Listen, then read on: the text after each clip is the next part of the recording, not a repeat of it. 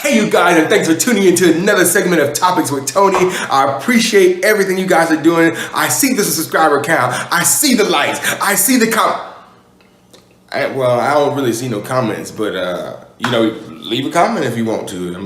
It's down there. What you gonna do? Not comment? You ain't got nothing that's better. I appreciate all the subscribers out there. I appreciate all my viewers. And I'd like to say thank you so much. And I'm gonna keep this content going for the ones out there that are loving it. And for the ones that are not,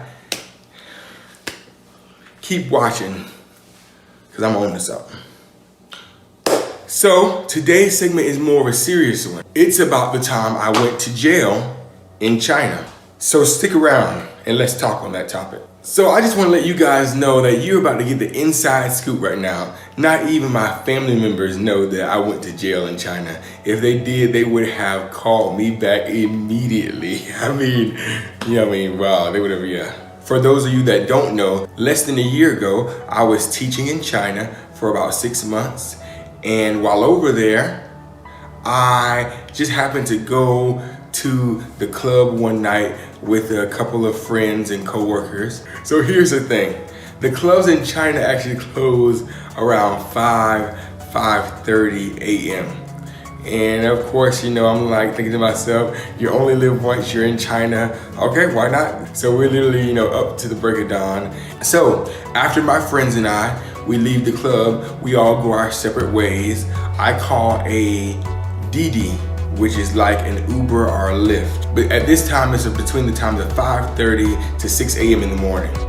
So my Didi driver drives me to my apartment complex, but I want to stop and get breakfast. So there was a hole in the wall shop that sold, it was literally a hole in the wall, like literally an open door that sold the best Chinese breakfast sandwiches. Oh my gosh, they were so good. It was like a croissant split in half with a chicken patty and potato strings on top with a leaf of lettuce. Then you put the croissant back on top. It was so delicious. It was so good. It's almost indescribable, really good. The breakfast place was less than 500 feet from my apartment building. So me and the Didi driver on a small street, I asked to get out here. And so he stops the car and there is literally bikes right next to where I'm getting out at. So I barely have I have a very small space to even get out of the car. I open my door, and as soon as I open my door, bam, an older Chinese guy, looks like he might have been 55, 60. He was riding a bike. So I got out the car to see, was everything okay? And the guy showed me his pinky finger. And no lie, it was just, I say literally the first layer of skin had peeled up, maybe so small, literally an inch. There was no blood. It was red from the surface because you see the blood had risen to the top, but there was no blood dripping down, no blood dripping anywhere. But he definitely got a scratch for sure. 1 inch scratch. I see the scratch, I'm like, oh, okay. At that time, I did not know how to say I'm sorry. So I kind of just like bow my head and I raise my arms like, my apologies, I'm sorry. But he was not having that. He started speaking in Chinese. I didn't understand what he was saying. And people started to gather like it was such a oh my God, it was a big thing. So literally 15 people are gathering. I'm like, oh my gosh, what is going on? What is about to happen right now? So things are getting pretty serious. So I try to literally start walking towards my apartment building.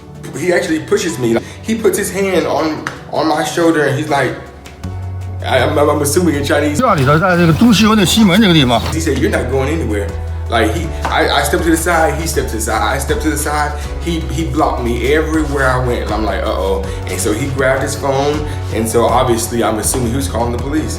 And so I turned around. Why? I'm like, okay, well, if this guy's gonna call the police, I'm not dumb enough to run, obviously. You know, I'm in a foreign country. I'm gonna just stay my butt right here and see what happens. So at least I can go and get myself a sandwich though. So I turned to the right, I took 10 steps over, ordered my breakfast sandwich, came back, and I sat there at 8 and I waited.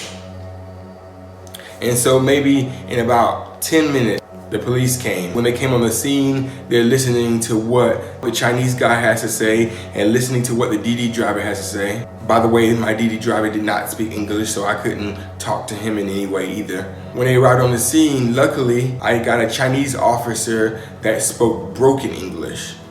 And so he asked me for my information. I showed it to him. After he saw that information, he motioned for me and the Chinese guy to get into the police van. So we got in and the doors closed, and I'm thinking to myself, wow, what is going on? Like this is like what you see in movies, Locked Up Abroad, you know, over a pinky. I'm like, oh my gosh, like, okay, this is starting to get a little scary.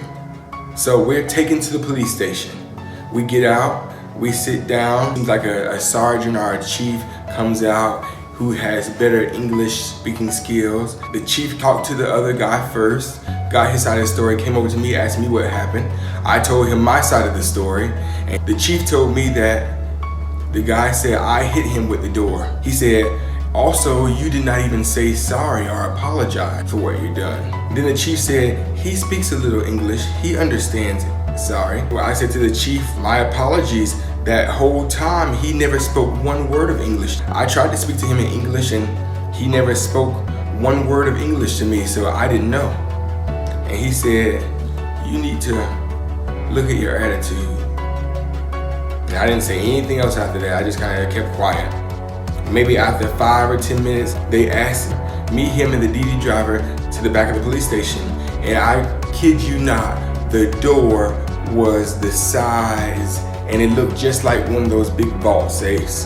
And I was thinking to myself, oh my gosh, like what if I go in here and I don't come out? I'm like, oh my God! The four of us, the chief, me, and the DD driver, and the Chinese guy that I hit with the door, all go inside to the back into a small room. So after we both told our side of the stories, I started to realize that we were now in a negotiation. So the officer discussed with me. He said, okay, you have either two options. Either the guy goes with the next process and steps of filing a claim, basically, or you can pay him. I said, are you saying if I pay this guy money that all this will just go away and I can leave? And he said, yes. I said, okay, how much does he want?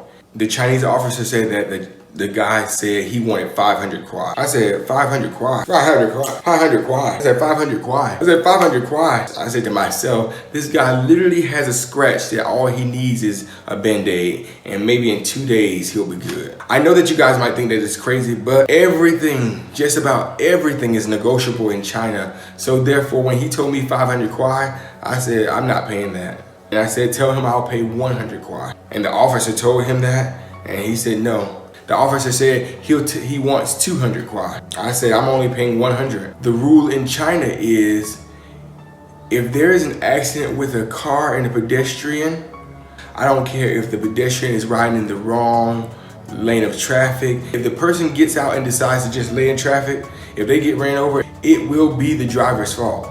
The Chinese guy that got hit with my door requested that the driver pay him also 100 kwai. So 100 from me, 100 from him. I transferred my money through the WeChat app. I shook his hand and I apologized to him in English, and they let me leave. All I can say is thank you, God, because wow, it was crazy. I thank God for getting me out of that, because I do not want to be locked up abroad.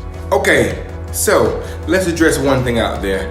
I know for the ones out there that are judging me, I know it's my fault, okay? I know it's my fault. It's my fault. I should have looked both ways, but I didn't.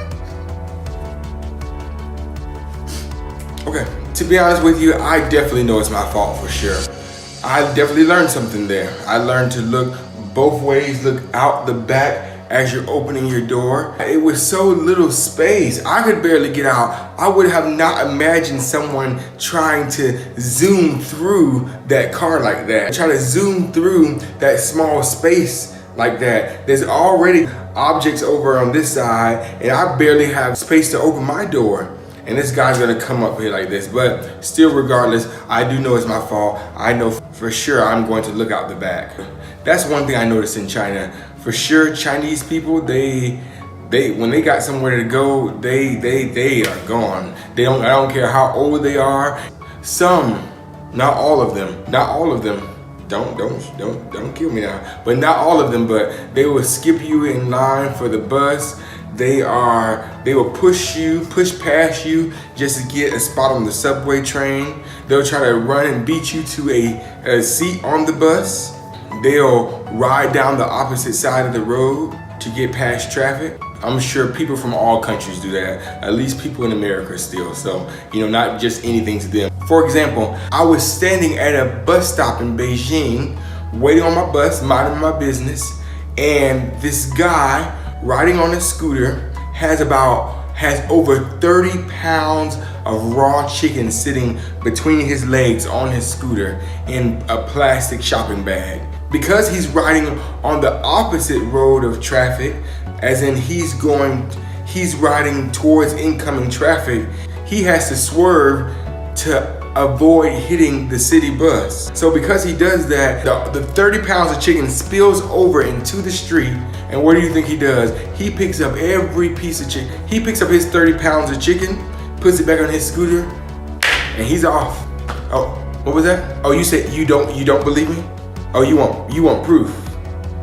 Oh, you're saying like I need to show you some video or something like that? Oh, okay. Oh, okay, well, just so happened, I got video.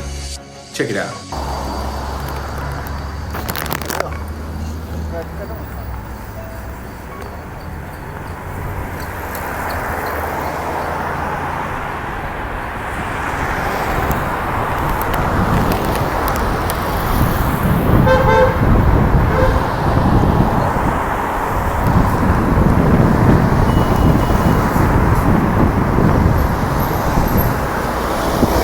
Guess what, bitch? Coronavirus! Yep. I'm trying it. Oh.